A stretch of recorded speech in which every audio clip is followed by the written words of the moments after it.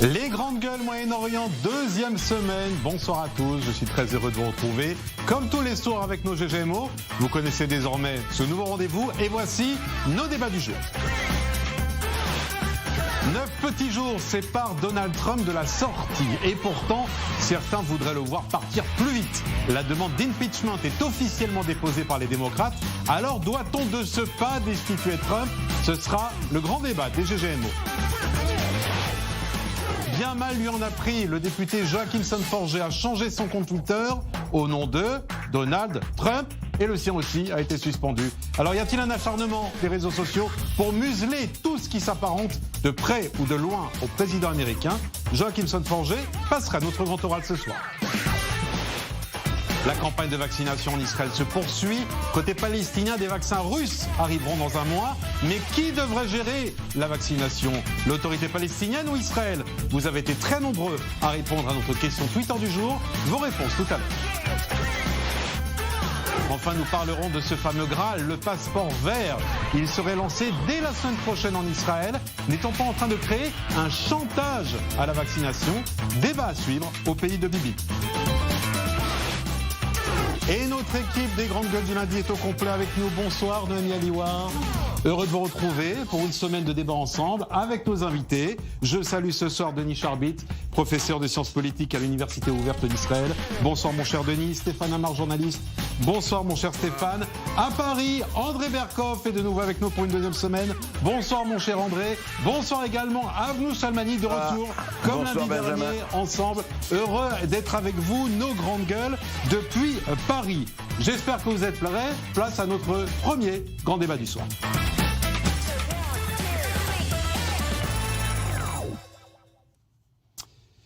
Et oui, moins de 10 jours nous séparent désormais de la fin du mandat de Donald Trump. Beaucoup diraient c'est peu, et pourtant, Noémie Aliouar, certaines voix ont tellement peur de nouveaux incidents façon Capitole, comme le week-end dernier, qu'elles réclament la destitution du président américain sortant. D'ailleurs, la demande d'impeachment est officiellement lancée. Officiellement lancée, ce lundi, les démocrates ont donc voté une résolution demandant officiellement au vice-président Mike Pence de démettre Donald Trump de ses fonctions. Ils lui ont demandé donc d'activer l'article 4 du 25e amendement de la Constitution américaine, donc qui consiste pour le vice-président à constater l'inaptitude du président à exercer sa fonction, puis à le révoquer.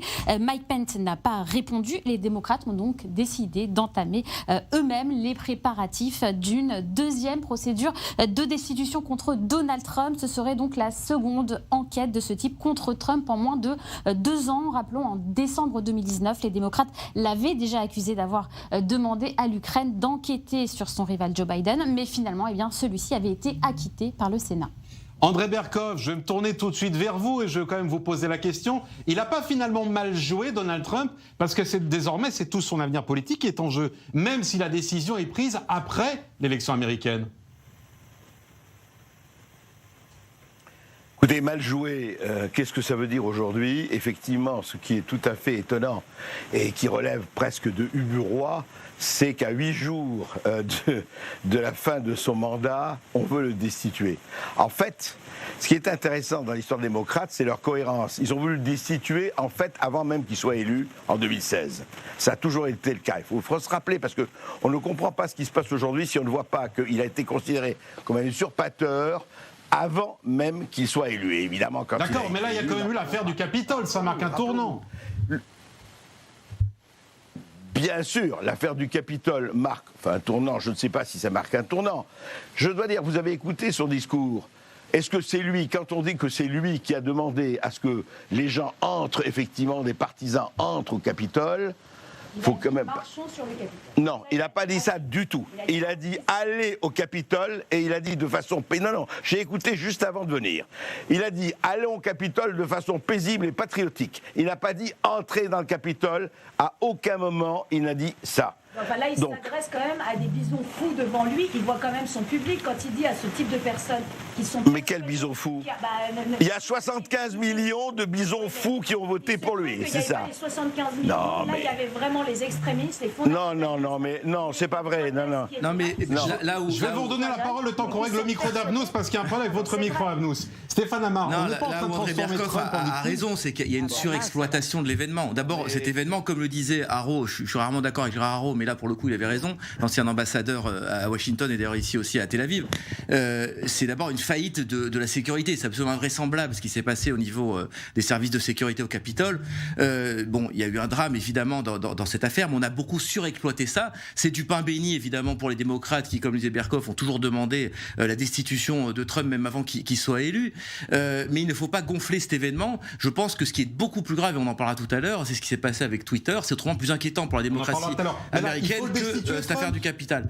Alors, il faut le destituer, sûrement si on a peur de son retour, parce que c'est ça dont il s'agit. Mais destituer un président quelques jours avant l'investiture du prochain, c'est absolument ridicule. Moi, je ne crois pas. C'est-à-dire que je n'ai pas d'état d'âme pour Trump. J'ai jamais eu de la sympathie pour le personnage et pour sa politique, même concernant le Moyen-Orient. Et je dirais qu'on ne tire pas sur une ambulance. Mais je dirais plus encore. Finalement, qui a amené Donald Trump? C'est le Parti républicain. Eh bien, moi, je trouve que les démocrates font le travail du Parti républicain. Il faut que le Parti républicain ait le courage, soit de le démettre, soit de l'assumer encore pour une prochaine élection. Et donc, de ce point de vue-là, je suis contre. Alors, il y a aussi une question de temps. On ne fait pas ça quand il reste plus qu'une semaine avant la passation de pouvoir. Et donc, je pense que les démocrates, c'est une balle dans le pied qui se tire et ils sont mal conseillés. Et je ne suis pas sûr qu'encore une fois, on rende service aux démocrates. C'est aux républicains de le faire. C'est à eux d'abattre carte sur table, de montrer s'ils sont un parti responsable, qui sont capables de regarder Trump en face des yeux et de dire tu me desserres la cause républicaine, ou bien s'ils assument, comme ils l'ont fait il y a 4 ans. Et ça, je pense qu'on ne doit pas dispenser les partis politiques de leur responsabilité politique et morale. Les républicains, en la personne de Mike Pence, sauvent tout à fait la face. C'est-à-dire qu'il y a une face digne, quelque part. C'est ce débat-là qu'il faut qu'il y ait lieu. C'est pour ça que je... On a tendance à se focaliser sur la figure de Trump, mais vous citiez un papier de Gérard Haraud dans le Figaro qui explique que finalement Trump, c'est juste un symptôme. C'est le symptôme d'une Amérique qui ne se sent pas représentée, qui se sent abandonnée. Ce sont les classes populaires qui votent pour Trump, les fameux white trash. Et donc, même si Trump s'en va, il restera le white trash. Il restera le Trumpisme. Mais attendez, une élection, il y a des gagnants, il y a des perdants. Alors chaque fois, alors nous, la gauche en Israël, on perd depuis des années.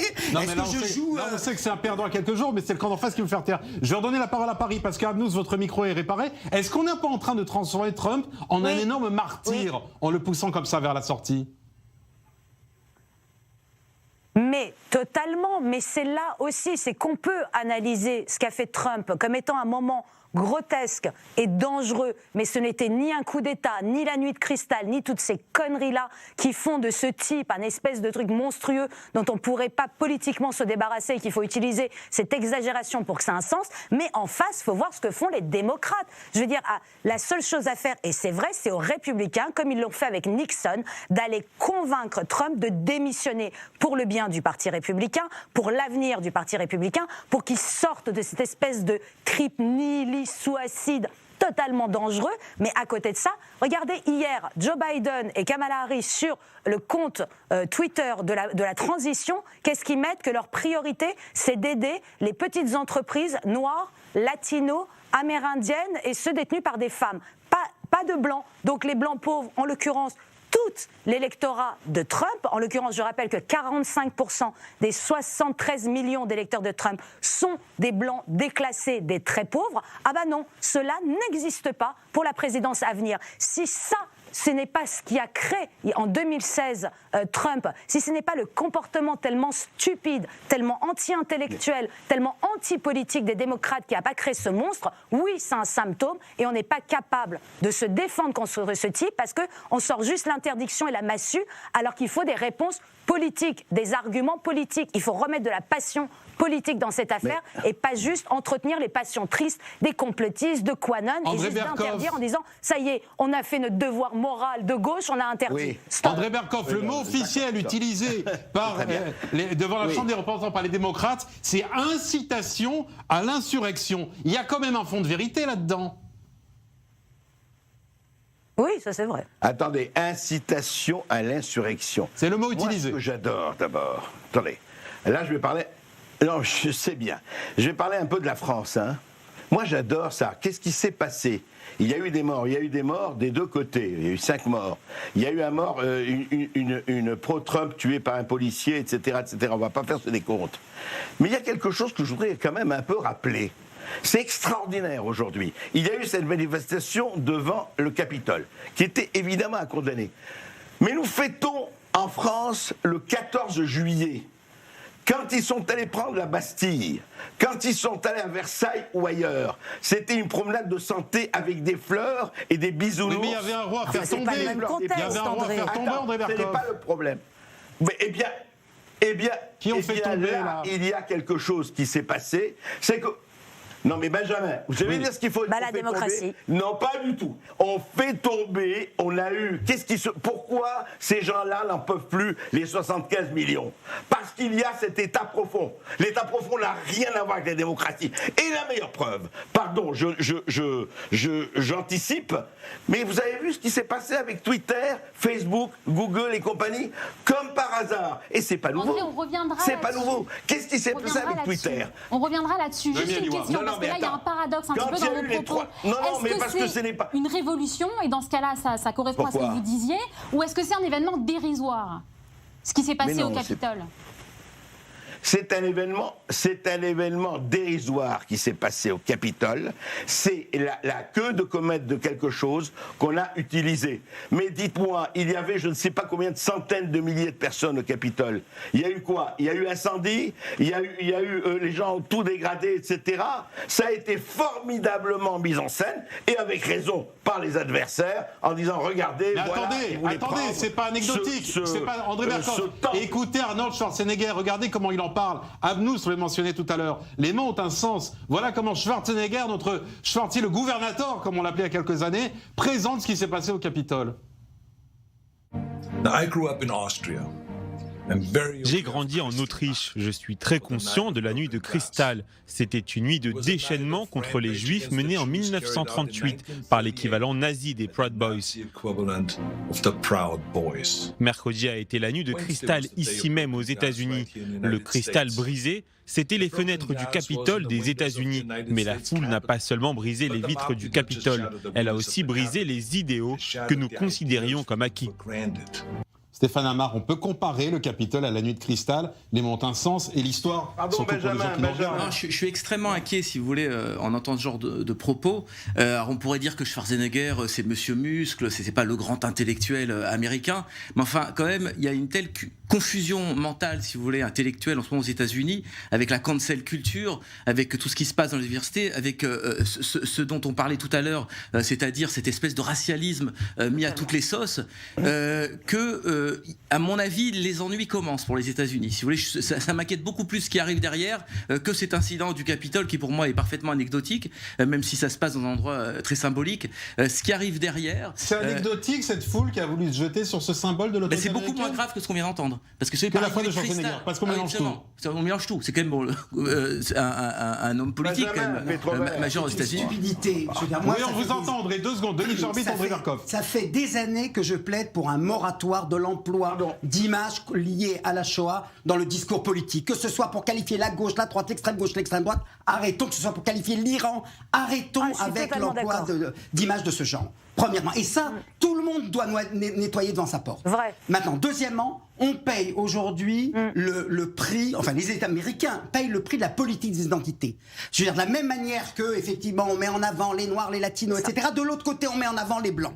Troisièmement... Et on fait appel à l'histoire juive n'importe quand. Exactement. Et troisièmement, pour terminer, cette manifestation, elle est légale. On a le droit de déplorer la victoire de Biden. Le problème, c'est à partir du moment où ils sont entrés à l'intérieur. Il n'y avait pas menace de coup d'État, mais il n'empêche que ça donne à Trump une image détestable qui justifie, encore une fois, non pas sa destitution, je pense que c'est une erreur politique de le faire, mais une prise en charge par le républicain de l'héritage de Trump. Un mot, André Berkoff, et on avance. Oui, non, je voudrais quand même rester... C'est très important, cette histoire, symboliquement, l'histoire de Schwarzenegger. Laissons de côté Conan le barbare ou Connard le barbant. La nuit de cristal. Comment ose-t-il parler de la nuit de cristal? Comment ose-t-il? Parce que c'est important, les mots. Attention, et il l'a dit de façon très claire. Je rappelle que la nuit de cristal, le 9 novembre 1938, c'était 2000 juifs massacrés, c'était 30 000 juifs en déportation, c'était 200 synagogues détruites, c'était 7500 commerces défoncés. Et c'est ça que l'on compare ce jour parce qu'il l'a comparé. Parce que ce n'est pas rien, Schwarzenegger. C'est bien le représentant de Hollywood. Et c'est quelqu'un de très écouté en plus. Et heureusement que c'est pas un démocrate. Qu'est-ce que ça aurait été si ça avait été un démocrate? Absolument. Heureusement. Exactement, c'est une honte ce qu'il a dit, mais ça là-dessus, je pense que personne ne dira le contraire. Mais les mots ont un sens. Mais c'est pour ça ce qu'il dit est parfaitement recevable sur les campus américains, c'est parfaitement recevable au New York Times. C'est quelque chose, si vous voulez, qui est dans le mainstream de la nouvelle pensée américaine. C'est ça le malheur. C'est ça le malheur. Un public et une audience plus identitaire. C'est ce que j'allais dire. Alors, il y a une partie de la classe américaine qui veut faire taire Donald Trump. Les réseaux sociaux aussi. On a parlé ensemble il y a quelques instants. Ses comptes Facebook et Twitter sont fermés. Je précise, compte perso, car son compte officiel est toujours actif. Un homme politique français l'a même appris à ses dépens. C'est Joachim Son-Forget et il est en direct avec nous pour le Grand Oral.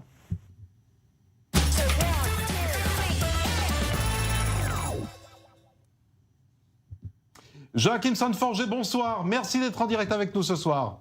Bonsoir, merci de votre invitation. Vous êtes député des Français de l'étranger. Vous avez modifié votre nom Twitter en le remplaçant par Donald Trump. Votre compte a par la suite été suspendu. Il est toujours fermé.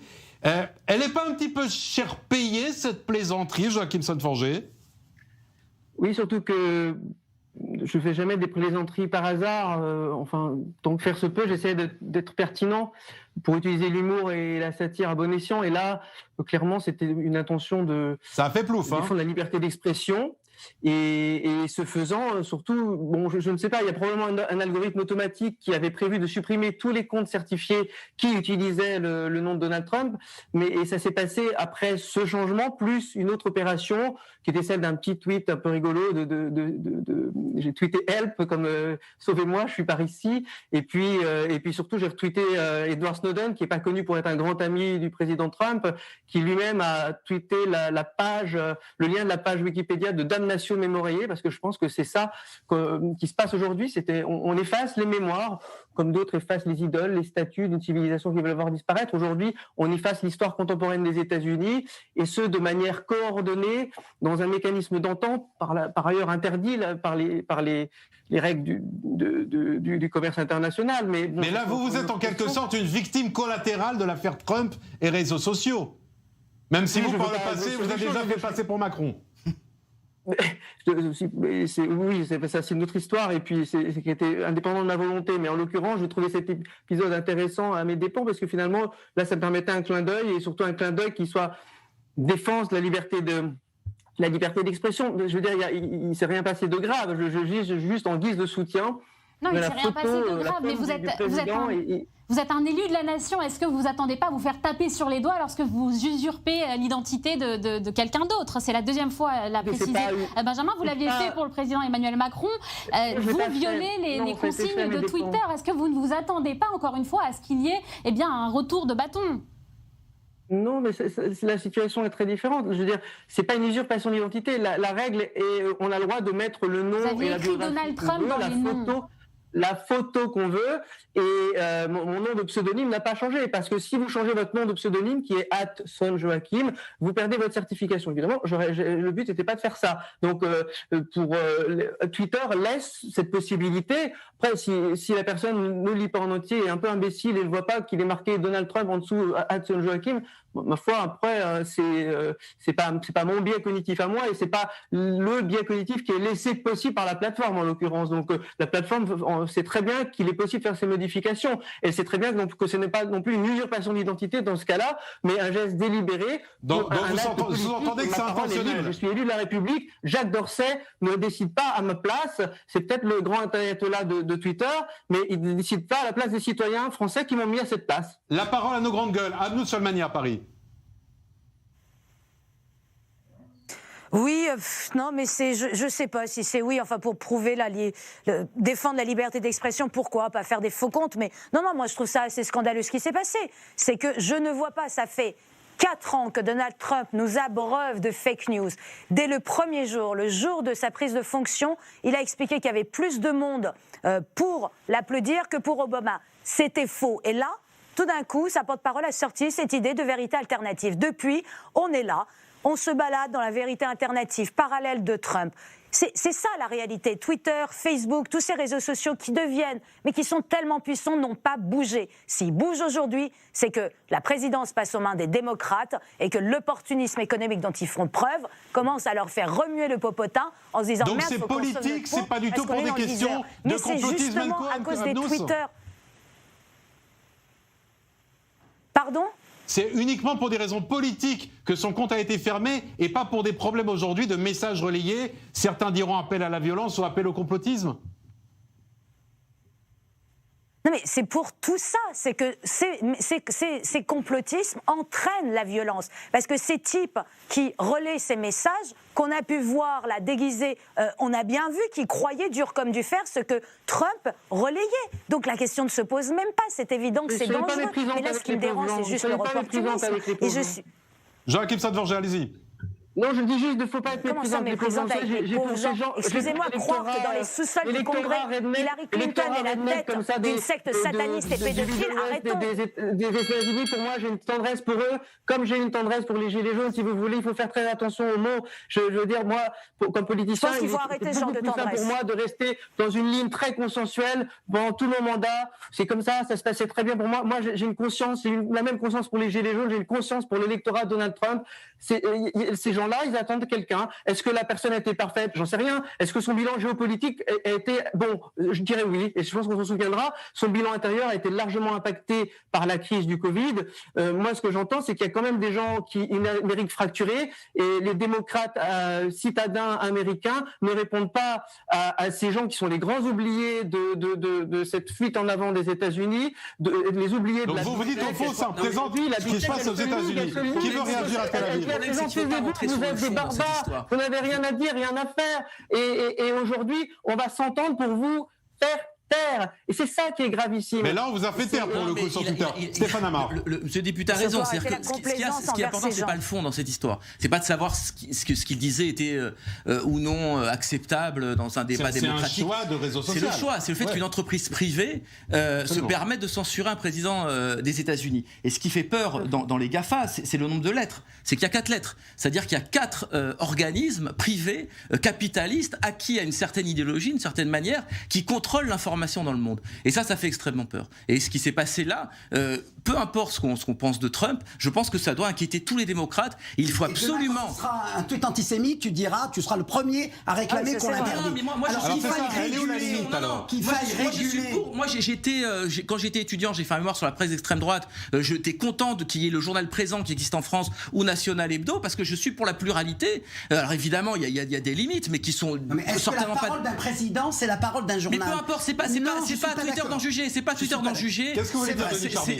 Non, je veux dire par là que, bien entendu, je pense qu'il faut réguler cette affaire-là, et c'est compliqué, et on n'a pas de réponse.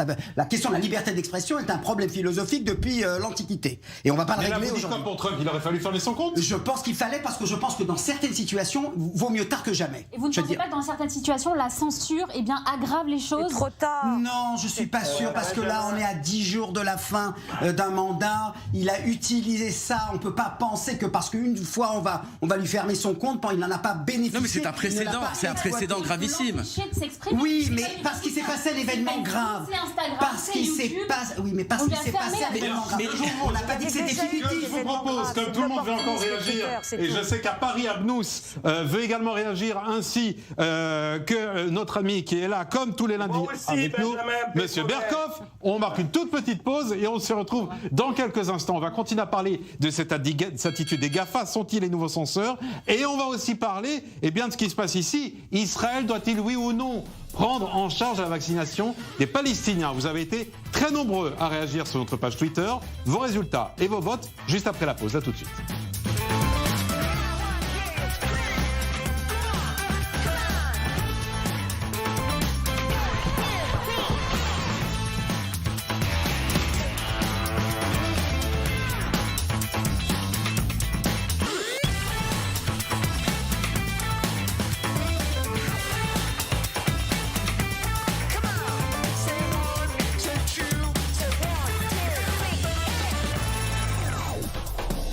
Les grandes gueules Moyen-Orient, seconde partie. J'espère que vous êtes restés avec nous. Juste avant la pause, nous étions avec nos grandes gueules du lundi soir. À mes côtés, Noémie Aliwa, Denis Charbit, Stéphane Amar, à Paris, André Berkoff, Amnouch Salmani et notre invité, Joachim Sandforger, député qui, je vous rappelle, si vous n'étiez pas avec nous juste après la pause, s'est fait suspendre son compte Twitter parce qu'il a fait une petite blague. Il s'est mis au nom de Donald Trump. Et voilà, il a suivi l'exemple de Donald Trump. Je vais vous donner la parole, André Berkoff, parce que vous vouliez réagir. Juste avant la pause, on évoquait cette question qui est qu'aujourd'hui, les GAFA ont pris une énorme responsabilité, je dirais responsabilité éditoriale et presque responsabilité de bien public, comme le sont les chaînes privées de télévision. Les GAFA, on a l'impression qu'elles ont la même responsabilité aujourd'hui que TF1 ou M6. Oui, Benjamin, en fait, le vrai problème, c'est que les GAFA, c'est la place publique. Qu'est-ce que c'était? Pourquoi on a aimé au départ les réseaux sociaux? Pour le meilleur et pour le pire. C'était qu'ils apportaient une espèce de vent de liberté et peut-être que c'était le bistrot à l'échelle planétaire, tout ce que vous voulez, on a tout dit, le contraire de tout. Il n'empêche qu'il y avait sur les réseaux sociaux, il y a sur les réseaux sociaux, pas seulement les documents, etc., il y a la voix de tout le monde. Encore une fois, celle qu'on aime, celle qu'on déteste, etc., mais il y avait ça. Et puis on s'est aperçu, et depuis quelque temps, qu'en fait, cette voie a été privatisée. C'est-à-dire que font les GAFA? Sous prétexte, et c'est une hypocrisie fondamentale, et c'est ça qu'il faut voir, sous prétexte on dit mais la liberté, nous on a... Attention, à condition de, comme disait l'autre, de ne pas faire ci, de ne pas faire ça. Ben c'est des boîtes privées. Ça, on dit, oui, il ne faut pas appel à la haine et pas appel au meurtre. Pardon? C'est des boîtes privées, on leur confère aujourd'hui des responsabilités éditoriales comme le 20h de TF1. C'est ça le problème. TF1 aussi, c'est une boîte privée. Eh bien, c'est pour ça que je comprends. C'est une erreur fondamentale. Ils n'ont pas, ou ce sont des éditeurs, et ils se configurent comme des éditeurs, et on leur a donné ce poste-là, vous savez, le fameux article 230, mais vous avez, rappelez-vous, quand Ted Cruz et compagnie ont interrogé Jack Dorsey de Twitter et comme Zuckerberg. Qu'est-ce que c'était? Il leur a dit, attendez, vous dites par exemple, il n'y a aucune fraude électorale. Mais là, vous prenez, ok, mais vous prenez une position éditoriale. Alors, ou vous êtes des plateformes qui accueillent tout le monde, ou vous prenez des positions éditoriales. Et si vous prenez des positions éditoriales, il faut se comporter comme un journal, ou comme une chaîne de télévision, ou ceci ou cela. C'est ça le problème. L'hypocrisie, là, de Denis Charbit, par rapport à ce que vous disiez tout à l'heure. On est des tuyaux, on est des pipelines. Non. Je suis désolé de le dire, ça peut paraître un paradoxe. Il n'y a pas de liberté d'expression sans censure. Un éditeur, c'est une boîte privée, il prend 20 manuscrits, il en rejette 150. On va dire que c'est de la censure, c'est son métier. Et de ce point de vue-là, bien entendu que comment le réguler, comment, au nom de quel principe le pluralisme, là, il n'y a aucun pluralisme. C'est-à-dire qu'il y a un Twitter, il y a un Facebook, il y a un Google. Joachim Sandforger, attendez, j'entends Joachim Sandforger réagir. Non, attendez, là, il y a un deux poids, deux mesures. Le compte du président des États-Unis en exercice, qui en plus va passer la main, est fermé. Le compte de l'ayatollah est ouvert. Tout juste, un tweet a été supprimé là où il disait que les vaccins produits par les États-Unis et Israël contenaient forcément un truc satanique. Je ne me rappelle plus du contenu, mais par contre, le compte reste ouvert. Je veux dire, le Premier ministre Mahathir de Malaisie dit tranquillement que les musulmans peuvent abattre des millions de Français.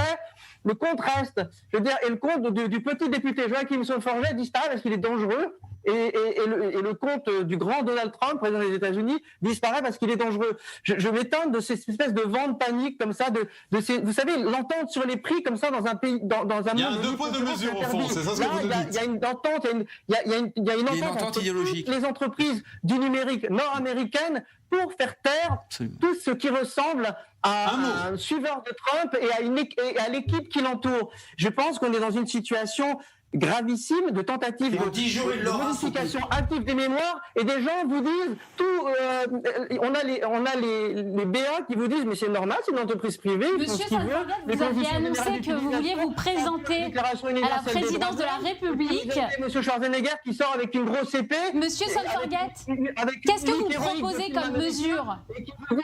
Et qui vous dit un truc, et qui vous dit Kristallnacht. Pour lutter contre ça. On vit où?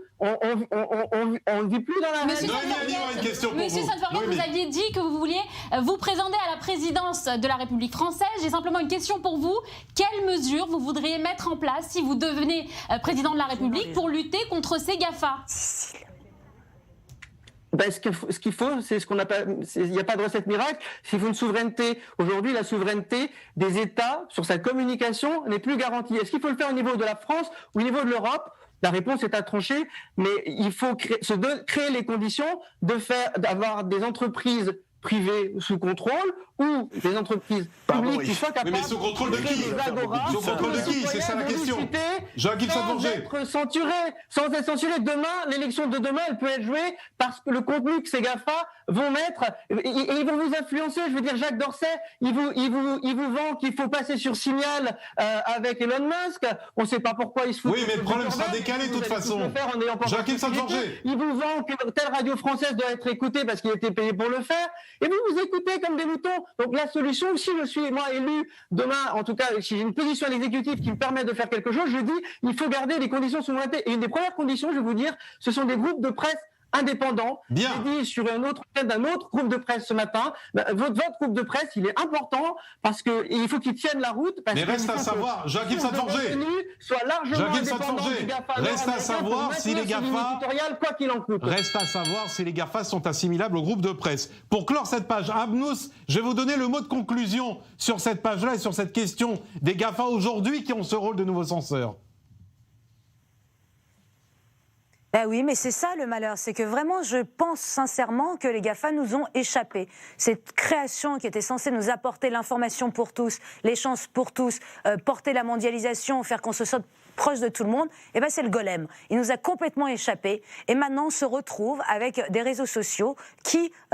Effectivement, les gens sont plus sensibles, nos cerveaux sont plus sensibles aux messages négatifs, nos cerveaux sont plus sensibles à tout ce qui est gênant, à tout ce qui est de l'ordre de la poubelle. Et maintenant, c'est en train de se voir, mais tout ça n'empêche pas que la pire chose qui existe, c'est la censure, et que la seule chose pour laquelle on doit se défendre absolument et définitivement, c'est la liberté d'expression. Je rappelle qu'on a ce débat en France avec ce qui s'est passé avec les caricatures de Mahomet.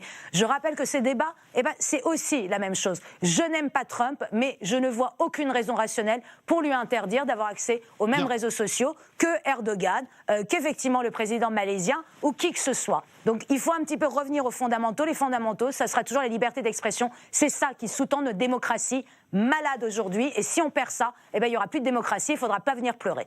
Ça, c'est ce qui s'appelle un mot de conclusion, ma chère Abnous. Je remercie Joachim Saint-Forger d'avoir été en direct avec nous ce soir. Je rappelle que votre compte Twitter est toujours fermé à ce jour. Écoutez, on se retrouvera quand il réouvrira pour en parler ensemble. Merci à vous. Allez, on va maintenant parler des vaccins qui nous intéressent tous de part et d'autre de la Méditerranée et d'une question à la fois juridique et éthique au pays de Bibi.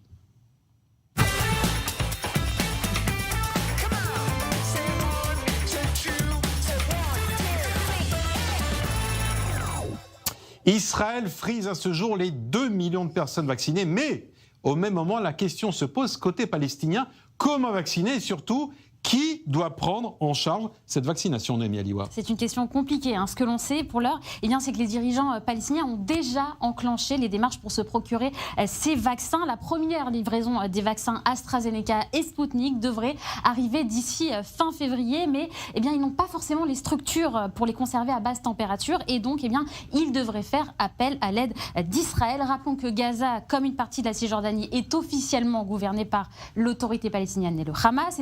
C'est en ce sens que Ramallah n'a pas demandé publiquement à Israël de prendre en charge ces vaccins, mais ne s'est pas gêné pour critiquer Israël de ne pas l'avoir fait.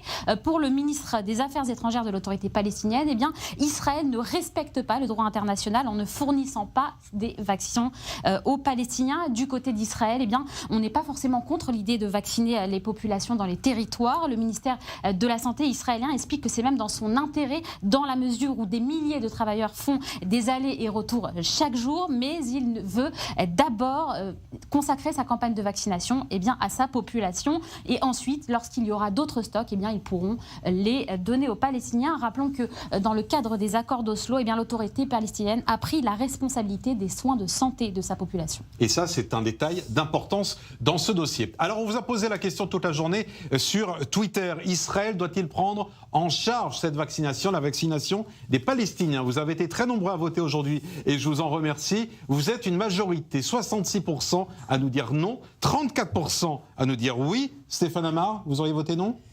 J'aurais été embêté. Je vais vous dire franchement pourquoi. C'est une histoire extrêmement intéressante, très révélatrice, si vous voulez, de l'absurde en fait de la situation à laquelle on est arrivé. C'est-à-dire que d'abord, il faut dire qu'il y a des centaines de milliers de Palestiniens qui ont été vaccinés. C'est les Arabes israéliens qui sont des Palestiniens. Ils ont été vaccinés en Israël. On parle des Palestiniens qui dépendent de l'autorité palestinienne. Il n'y a pas de discrimination, c'est important de le dire. D'accord. Maintenant, voilà. Effectivement, ces gens-là, ils vivent tout près d'Israël. Certains même, comme disait Naomi, viennent tous les jours en Israël travailler, etc. Ils ont des proches qui se sont fait vacciner. C'est pour ça que je parle des Arabes israéliens, une tante, un cousin, etc.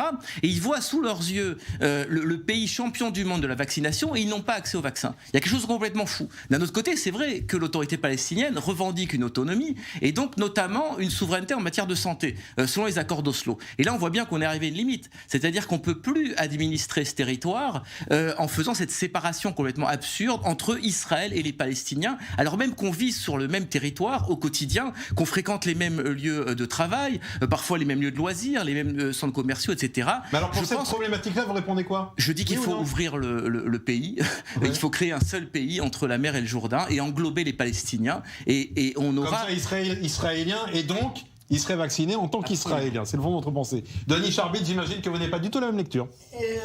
Oui et non. Alors tout d'abord, il faut bien comprendre. Pour l'État d'Israël... Faire des Palestiniens des Israéliens, vous serez d'accord? Non. Voilà. Sauf si c'est sur un terrain d'égalité, ce qui n'est pas ce que Stéphane propose. On en a longtemps discuté. En tout cas, ce qui est clair, c'est qu'il faut bien comprendre. Pour l'État d'Israël, il n'y a pas une entité qui s'appelle les Palestiniens. Il l'a bien dit, et tu as tout à fait raison, les citoyens israéliens, les Palestiniens citoyens d'Israël sont vaccinés. Mais il y a quand même 2-3 autres populations dont on ne parle pas. La première, ce sont les prisonniers palestiniens dans les prisons israéliennes.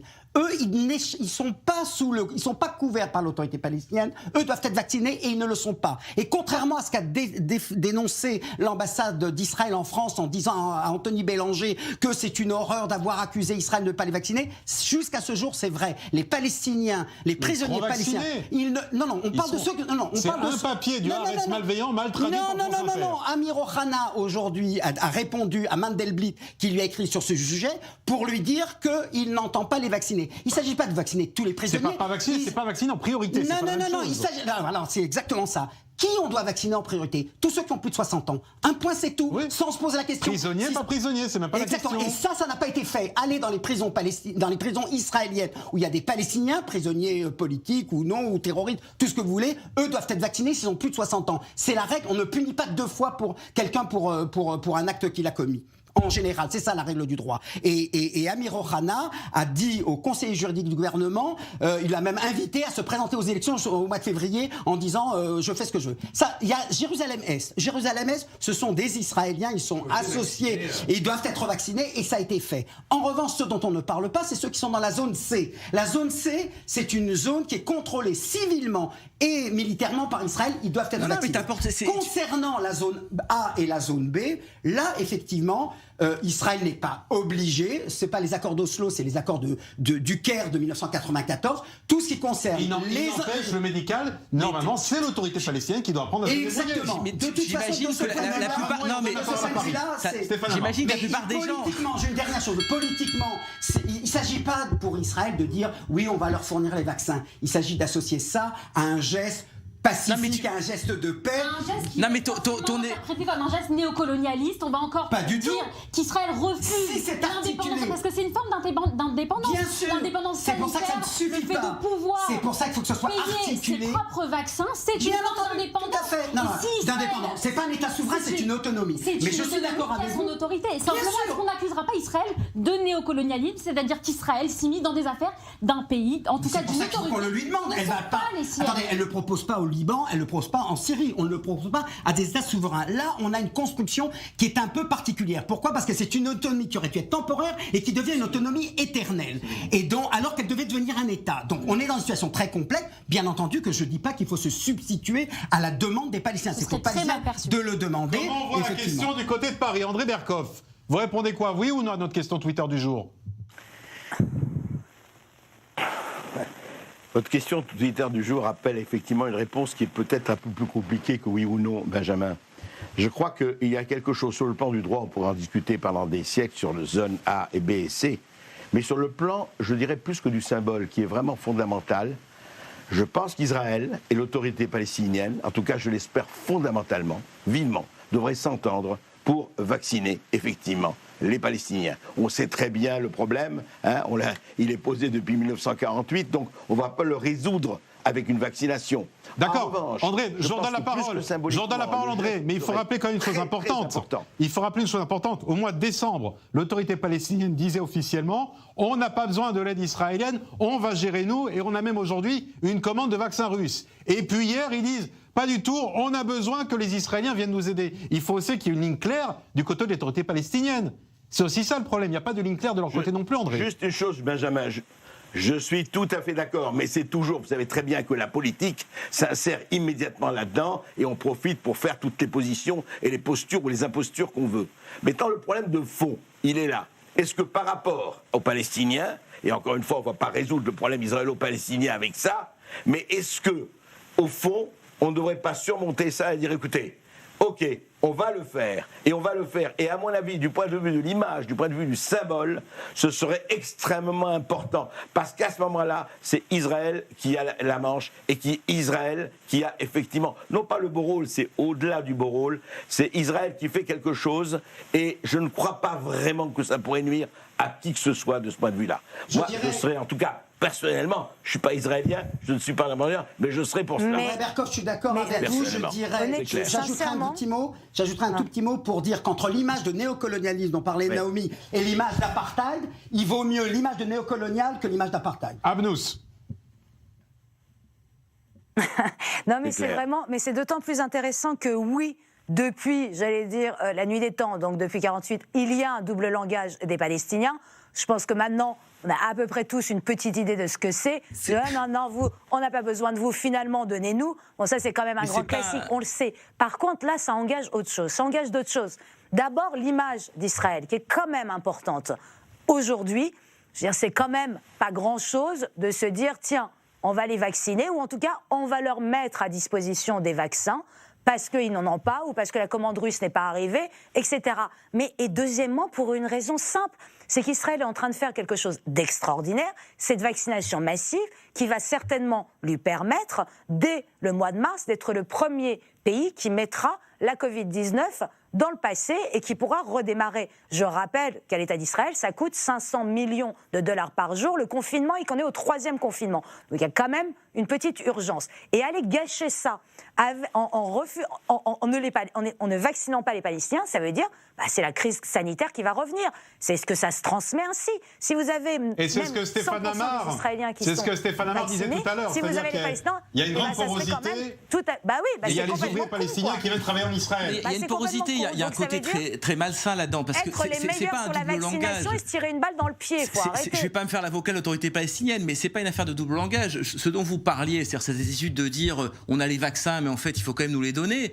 Les Palestiniens sont dans une situation intenable dans cette histoire, et dans toutes les histoires d'ailleurs. C'est-à-dire qu'à la fois, si vous voulez, ils sont complètement soumis à Israël, et ils collaborent avec Israël dans bien des domaines, notamment dans le domaine sécuritaire. S'il n'y a plus d'attentats quasiment sur le sol israélien, c'est parce que l'autorité palestinienne joue pleinement son rôle dans la coopération sécuritaire. Et d'un autre côté, on lui demande de revendiquer, si vous voulez, une aspiration à un État national. C'est absolument absurde. On ne peut plus rester dans cette situation. Il faut que clairement l'autorité palestinienne soit dise on rentre en sécession, on reprend la guerre comme le faisait d'une certaine manière. On a la preuve d'une situation contradictoire. Et ce sera dans tous les domaines comme ça. Et ce sera. Je vous donne la parole, Denis, dans un instant. Je voudrais juste vous lire quand même une déclaration. C'est celle de Yael Shevar, c'est la veuve du rabbin Razi El-Shevar qui a été victime d'un attentat terroriste le 9 janvier 2018. On lui a demandé sur Twitter s'il fallait vacciner l'auteur de l'attentat qui a tué son mari. Je précise que l'auteur de cet attentat a été abattu un mois plus tard. Eh bien, elle répond « Je ne vois pas la vaccination comme une récompense ou un luxe, aussi difficile que cela soit à dire. Oui, je ferai vacciner le terroriste qui a tué Raziel. » Denis Charby. Elle mérite toute notre gratitude et toute notre admiration parce que... Il faut avoir beaucoup de force pour dire ça. Oui, tout à fait. Et je dirais même plus, entre l'occupation et la dénonciation de l'occupation et les droits de l'homme, j'ai toujours été de ceux qui disent d'abord les droits de l'homme et ensuite on lutte contre l'occupation, parce que c'est clair que c'est un cadeau. Pour les Palestiniens, il faut bien comprendre, c'est un cadeau empoisonné, parce qu'après, Israël va en profiter pour dire, voyez comme on est humaniste, comme on est merveilleux, comme on a une occupation. Mais déjà maintenant, Denis, sur notre page Twitter, il y a autant demandé aux gens Palestiniens qui n'en oui veulent ou pas non, que de Palestiniens qui en mais veulent. exactement. Quand on a demandé aux gens oui ou non, il y a des gens qui ont répondu non en mettant ce commentaire. Oui, c'est parce que Israël va peut-être empoisonner les Palestiniens, parce que peut-être ils vont leur forcer à la vaccination. Donc c'est compliqué aussi ce oui et non. Bien sûr que c'est compliqué, il n'y a pas de doute.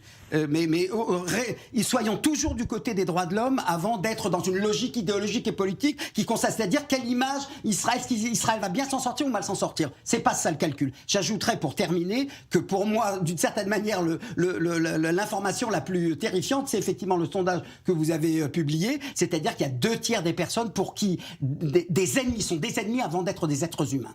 Abnous, il vous a interpellé ce message que je viens de lire également. Parce que c'est très très fort. Je rappelais que c'est une femme qui a perdu son mari dans un attentat et qui dit le terroriste qui l'a abattu, lui aussi a droit à vaccin. Mais oui, mais non, mais elle a raison parce que ce n'est pas un luxe. Si Israël, comme n'importe quel autre pays, veut sortir de cette pandémie, c'est franchement pas le moment d'idéologiser la vaccination. Ce n'est même pas à la limite une question de droits de l'homme, c'est du pragmatisme politique. Et effectivement, et on va voir, Israël va être le premier pays au monde à redémarrer. Regardez l'idéologisation du masque aux États-Unis. Aux États-Unis, on est à 3000 morts par jour. Ça n'arrête pas. Il aurait suffi que le président Trump arbore un masque en extérieur, dise portez-le, on aurait évité beaucoup moins de morts. Ce n'est pas ça qui aurait changé les choses. C'est, je dis juste, dans une crise sanitaire, et vu combien ça coûte, vu combien ça va coûter à ce qui va venir, quoi qu'il arrive, en crise économique, en crise sociale, en crise mentale, on est tous un peu en train de devenir fous. Je veux dire, est-ce que c'est vraiment le moment d'idéologiser la vaccination? Je ne crois pas. Donc je pense qu'Israël a oui, mais il y a des voix sur Twitter qui le disent. Effectivement. Même s'il ne faut pas l'idéologie, je suis complètement d'accord avec vous, Abnous. D'un autre côté, c'est aussi un moyen d'exprimer une solidarité. Je tiens à préciser qu'Israël fait partie des 92 pays de l'ONU qui soutiennent le programme COVAX, qui consiste à apporter des vaccins à tout l'ensemble des pays qui sont sous le seuil de pauvreté et qui n'ont pas les moyens de fournir ces vaccins. Je suis sûr que l'autorité palestinienne peut en faire partie de ces, justement de ces pays, même si ce n'est pas encore un pays souverain, qui peuvent en bénéficier. Alors on ne peut pas tenir, d'un côté, on soutient le programme COVAX parce qu'on comprend qu'il y a des populations en difficulté, et de l'autre côté, alors bien entendu, en plus, il faut ajouter quand même cela, comme on est dans un climat de campagne électorale, c'est pas Bibi qui va annoncer officiellement qu'il va l'apporter. Un autre sujet alors. Mais André Berkoff, pardon, il y a des voix qui vont dire ah oui, regardez, les Israéliens prennent les Palestiniens pour des cobayes s'ils les forcent à se vacciner. Je me fais l'avocat du diable, mais il y a aussi des gens qui ont écrit ça, André Berkoff. C'est vrai. Non mais Benjamin, personne ne force personne dans cette histoire. Je voudrais juste rappeler quelque chose. Ce Trump qu'on traite de charlatan, de diable, de Hitler et compagnie, si il n'avait pas injecté des milliards fédéraux, il n'y aurait pas eu Pfizer. Ça, c'est vrai. Et il ne faut pas l'oublier, ça. Parce que ce type qu'on vous hégémonie aujourd'hui et qu'on traite de tous les noms, il a aussi injecté des milliards dans ces vaccins. Mais pour revenir à ça, je crois que c'est aussi politique. Je pense qu'il y a le côté pragmatique, ce que disait Abnous, ce que vous disiez vous aussi, les droits de l'homme, et c'est très important. Mais je crois que le côté politique est très important. Pourquoi ? Parce qu'à un moment donné, dans 10 ans, dans 20 ans, on ne sait pas, on en parle depuis 70 ans, à un moment donné, il y aura coexistence, je ne sais pas comment ça va se passer, personne ne sait, mais à un moment donné, ces deux peuples sur cette même terre, ils vont se retrouver, c'est clair. Dans quelles conditions, j'en sais rien. Est-ce que cette histoire de vaccin ne va pas aider, en tout cas, à un rapprochement ? Je pense que oui, et en tout cas, j'espère de toutes mes forces que oui. Un mot, André, un mot pour dire que je ne sais pas si ça va aider, mais il est évident, et je suis complètement partisan de ce que vous dites, dans un siècle, lorsqu'on aura la paix, si on peut dire, si dans les manuels d'histoire, on pourra dire, Israël, pendant toute cette période d'occupation et de répression, n'a jamais employé la peine de mort. Si on pourra dire qu'Israël, dans la période de la pandémie, elle a apporté, quand on le lui a demandé, les vaccins pour la population palestinienne qui échappe à son contrôle parce qu'ils sont dans les zones A et B, eh bien, nos petits-enfants pourraient être plus fiers de leur histoire. Bon, ça c'est beau, Stéphane Amar, c'est pas le monde de Bisounours qu'on nous décrit. Non, mais c'est beau, ça me plaît.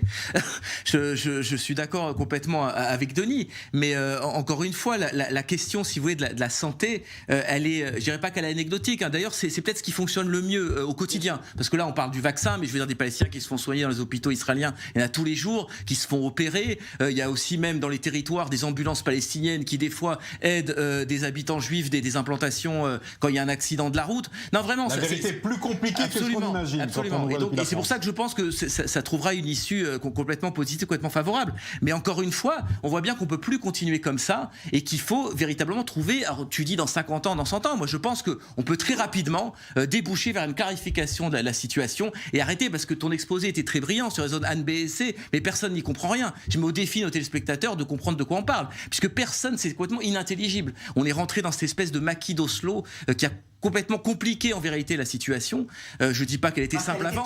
Elle était censée être absolument, mais c'est un temporaire qui ceux qui veulent la rendre éternelle, c'est pas les acteurs et les architectes qui dure depuis bientôt 30 ans, et je crois que vraiment là, c'est encore une des occasions d'y mettre fin. Et on ne va surtout pas montrer la carte parce que c'est un vrai gruyère, Noémie Aliwa. Non, mais du coup, ce que vous disiez, c'est que, votre idée, c'est d'unifier un petit peu Israël, donc vous renoncez à l'État juif. Non, parce que je vais pas redéployer ma théorie maintenant. Mais si vous voulez, les dynamiques démographiques sont très largement en faveur d'Israël. Les Juifs font beaucoup plus d'enfants que les Arabes. La démographie évolue très fortement. Oui, mais les travaux des gens les plus sérieux, qui sont pas des démographes israéliens, qui sont des démographes franco-libanais, je pense à Courbage, à l'INED à Paris, a bien montré que dans 30 ans, il y aura une majorité écrasante de Juifs entre la mer et le Jourdain. Il n'y a aucun risque de disparition de l'État juif, et il faut que les Palestiniens obtiennent des droits démocratiques comme l'ont les Arabes israéliens, et que tout ça forme un grand État. Eh bien, ça ouvre un nouveau débat. Ouais. Ça ouvre un nouveau débat. Je voudrais vous remercier tous avant de nous quitter peut-être. Regardez la question Twitter du jour, parce que vous avez été de plus en plus nombreux à nous répondre aujourd'hui sur Twitter, et je vous en remercie pour une émission qui a une semaine d'existence. Je vous rappelle désormais que nous sommes ensemble tous les soirs du lundi au jeudi à 20h. Question du jour: Israël doit-il prendre en charge la vaccination des Palestiniens? Vous étiez plusieurs centaines à voter aujourd'hui, non 66%, oui 34%. Peut-être que notre débat de ce soir vous avez aidé à changer d'avis. On verra dans les heures qui viennent. Merci infiniment Denis Charbit, Stéphane Amar, André Berkoff, Amnou Chalmani. Merci à vous d'avoir été avec nous depuis Paris. Noémie, on se retrouve demain soir. À toutes et à tous, excellente soirée. Rendez-vous demain 20h pour les grandes gueules Moyen-Orient. À toutes et à tous, excellente soirée.